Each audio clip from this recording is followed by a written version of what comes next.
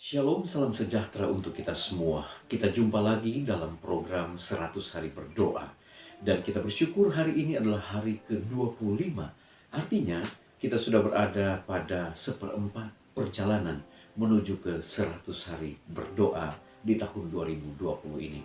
Baik saudara-saudara, sebelum kita membawa doa-doa kita kepada Tuhan, seperti biasa kita akan mendengarkan firman Tuhan, namun sebelumnya mari kita berdoa. Bapa di sorga, kami sangat membutuhkan kuasa-Mu Tuhan. Roh Kudus-Mu menuntun hati dan pikiran kami, sehingga firman ini menjadi berkat untuk kami. Berfirmanlah ya Allah, kami siap mendengar. Dalam nama Yesus kami sudah berdoa. Amin.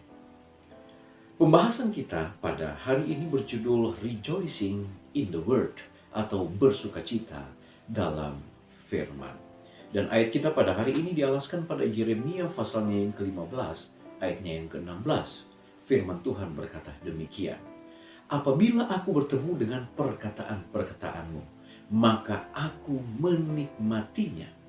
Firman-Mu itu menjadi kegirangan bagiku dan menjadi kesukaan hatiku, sebab nama-Mu telah diserukan atasku, ya Tuhan Allah semesta alam. Melihat di dalam pasal 15 kitab Yeremia, maka kita akan melihat itu berbicara tentang pergumulan Nabi Yeremia. Apa yang digumuli oleh Nabi Yeremia saat itu? Mari kita lihat ke belakang. Di dalam Yeremia pasal yang ke-14 dikatakan bahwa pada saat itu terjadi tahun kekeringan bagi bangsa Israel. Sehubungan dengan musim kering yang terjadi, maka Yehuda pada saat itu berkabung. Kemudian jeritan dari Yerusalem naik ke atas. Bahkan pembesar-pembesar yang ada pada saat itu menyuruh pelayan-pelayan mereka untuk mencari air di mana-mana. Tetapi ketika pelayan-pelayan kembali, kendi-kendi dalam keadaan kosong. Artinya tidak ada air untuk diminum atau digunakan oleh orang-orang pada saat itu. Bahkan rusa betina meninggalkan anaknya oleh karena tidak ada rumput muda yang bertumbuh saat itu.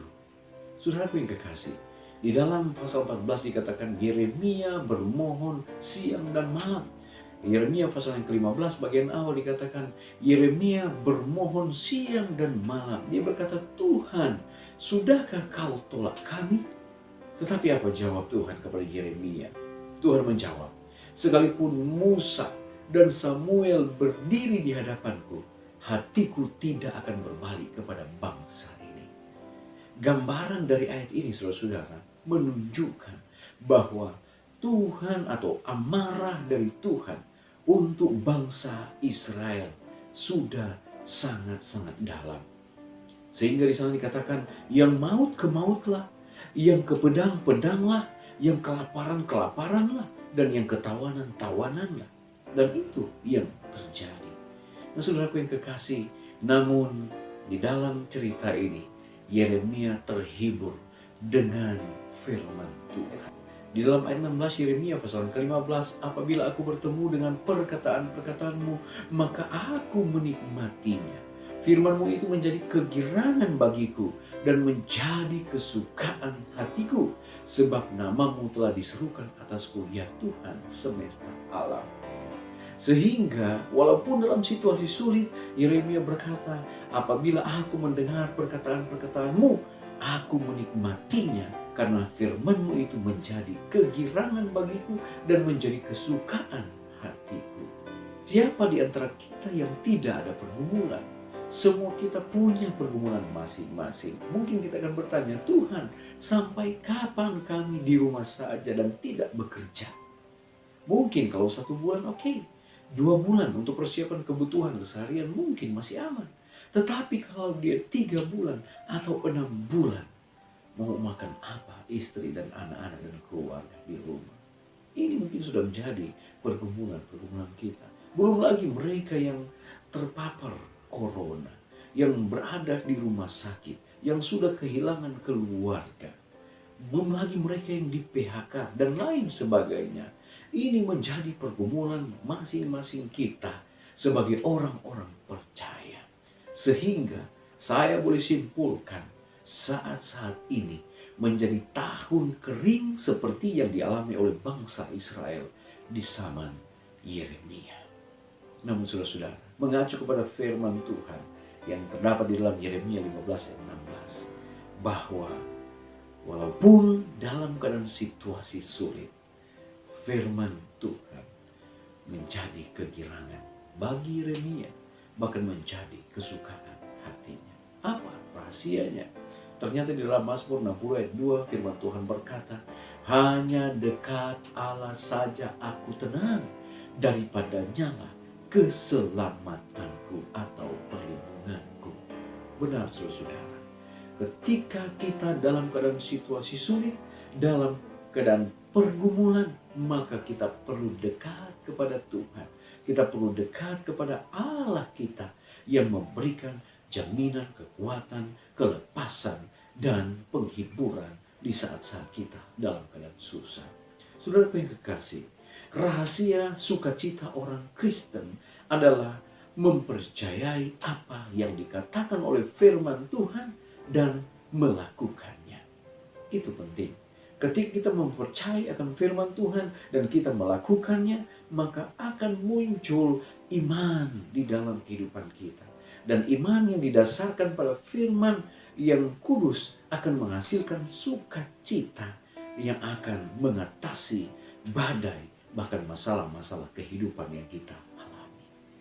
Mel Fisher, ini adalah legenda bagi pemburu harta karun di Amerika Serikat. Saudara, dia adalah penemu bangkai kapal Spanyol, yaitu Nostra Senora di Atocha, di mana kapal layar ini dia tenggelam akibat badai di perairan Florida pada tahun 1622. Setelah 2,5 abad terbendam, rongsokan kapal itu ditemukan pada 20 Juli 1985. Kerja keras dari Fisher dan anak buahnya tidak percuma. Dari bangkai kapal itu, mereka menemukan bongkahan emas dan perak seberat 40 ton. Ada kurang lebih juga 114.000 koin perak dan emas dan permata yang berasal dari Kolombia. Dan di sana mengatakan bahwa permata itu dikenal adalah permata yang berkualitas terbaik di dunia. Jumlahnya bertotal kurang lebih 450 juta US dollar. Kalau kita konversi ke rupiah saat ini, maka Mel Fisher pada tahun 1985 dia menemukan hasil dari kerja keras untuk mencari harta karun berjumlah 6.950.070 juta rupiah. Sangat-sangat besar saudara. Itulah hasil kerja keras dari seorang pencari harta karun. Nah, bagaimana dengan kita? Ketika kita membaca dan menggali akan firman Tuhan, kira-kira apa harta terbesar yang Tuhan berikan bagi kita? Di dalam Mazmur 112 ayat yang pertama dikatakan, berbahagialah orang yang takut akan Tuhan, yang mendapati sukacita besar dalam firman-Nya. Bahkan di dalam Mazmur 1 ayat 2 dikatakan, tetapi yang kesukaannya ialah Taurat Tuhan, dan yang merenungkan Taurat itu siang dan malam. Maka ia akan seperti pohon yang ditanam di tepi aliran air, yang menghasilkan buahnya pada musimnya. Harta karun yang Tuhan siapkan bagi kita adalah kita akan menghasilkan buah pada musimnya. Dan bukan hanya itu, ada satu harta yang terbesar yang Tuhan telah siapkan, yang bukan hanya kita akan nikmati di dunia ini, tetapi harta itu adalah kekekalan, kerajaan sorga, di mana kita akan hidup kekal selama-lamanya dengan Tuhan Khalik Pencipta langit dan bumi. Di dalam Christian Education halaman 58, Ellen G. White menuliskan, tidak ada yang lebih diperhitungkan untuk memperkuat kecerdasan selain mempelajari kitab suci. Tidak ada buku lain yang begitu ampuh untuk mengangkat pikiran, memberi tenaga pada pemikiran seperti kebenaran Alkitab yang luas dan mulia. Jika firman Allah dipelajari sebagaimana mestinya, manusia akan memiliki pikiran yang luas, kemuliaan dari karakter, dan tujuan yang pasti yang jarang terlihat pada masa ini. Kiranya Tuhan memberkati kita. Saya berdoa Yesus. Amin. Baik saudara-saudara, kita akan berdoa saat ini. Seperti biasa kita akan mendoakan 5 pokok doa. Yang pertama, kita berdoa untuk mereka yang bekerja di bagian keamanan seperti polisi, tentara, dan lain sebagainya. Akibat lockdown yang terjadi di berbagai tempat, biarlah mereka ada perlindungan baik pria maupun wanita dalam profesi ini.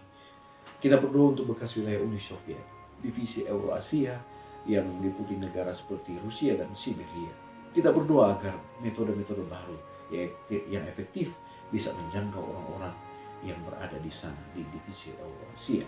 Kemudian kita juga berdoa untuk negara-negara yang terpapar dengan corona, yang mana saat ini ada jutaan orang yang saat ini mendapat kesulitan sehubungan dengan corona, lebih khusus yang berada di India. Saat lockdown, mereka tidak diizinkan untuk keluar rumah. Itu berarti banyak dari mereka yang kelaparan.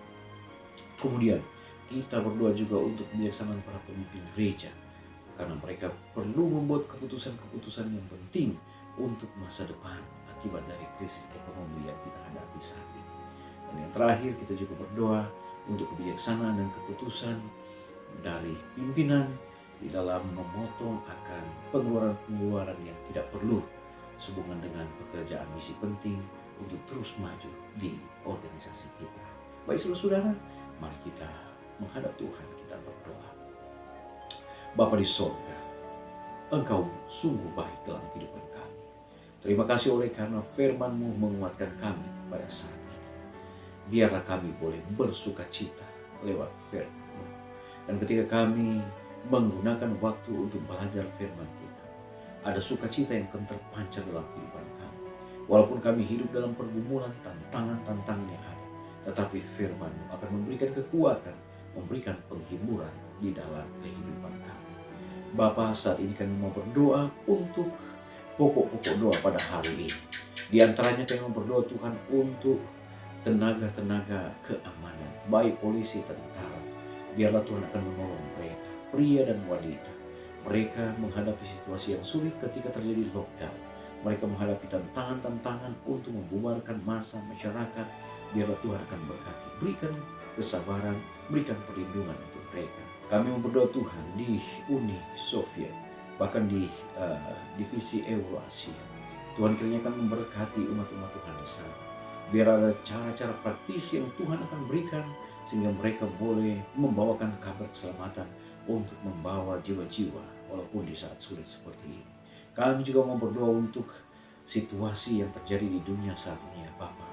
Akibat lockdown yang terjadi di beberapa tempat, termasuk untuk di India. Umat-umat Tuhan yang ada di sana Bapak merasa kesulitan oleh karena mereka berhari-hari, berminggu-minggu tidak boleh keluar rumah. Itu artinya mereka menghadapi situasi kelaparan. Tolonglah mereka dengan cara Tuhan, agar mereka boleh dapat jalan keluar. Kami percaya ada pasokan makanan yang mereka boleh nikmati untuk kelanjutan kehidupan mereka. Kami juga mau berdoa saat ini Tuhan untuk pimpinan-pimpinan kami, di mana mereka akan mengambil keputusan-keputusan untuk masa depan dari organisasi kami. Tuhan tolong berkati agar mereka boleh diberikan hikmat akal budi, walaupun ada perubahan-perubahan ke depan. Biar kami boleh menerimanya untuk kemajuan pekerjaan Tuhan di atas muka bumi ini. Kami juga mau berdoa ya Bapa, Tuhan kiranya akan memberkati akan para pimpinan kami, di mana mereka juga ya Tuhan boleh memotong akan keuangan yang mungkin tidak perlu untuk lebih memaksimalkan lagi pelayanan kami ke depan ini. Dan tolonglah ya Bapa, dengan penuh kerendahan hati, kebijakan-kebijakan yang mereka ambil, biarlah untuk kemajuan akan organisasi Tuhan di atas muka bumi ini. Bapa, kami terus berdoa untuk bangsa dan negara kami. Tuhan akan selalu berkati, Tuhan akan selalu lindungi Presiden, Wakil Presiden, semua menteri, dan mereka yang bekerja di gugus depan untuk memutus mata rantai COVID-19 ini. Tuhan berkati para gubernur, bupati, wali kota, juga yang berada di tingkat kecamatan, desa, dan kelurahan. Tuhan kiranya berkati. Bapa di sorga, kami sudah lelah dengan situasi ini. Untuk itu ya Bapa, tolonglah sehingga Tuhan akan memiliki satu rencana yang indah, dan semua yang terbaik Tuhan akan berikan. Terima kasih Bapa, dengarlah doa kami, ampuni dosa kami, Dalam nama Yesus kami sudah berdoa. Amin.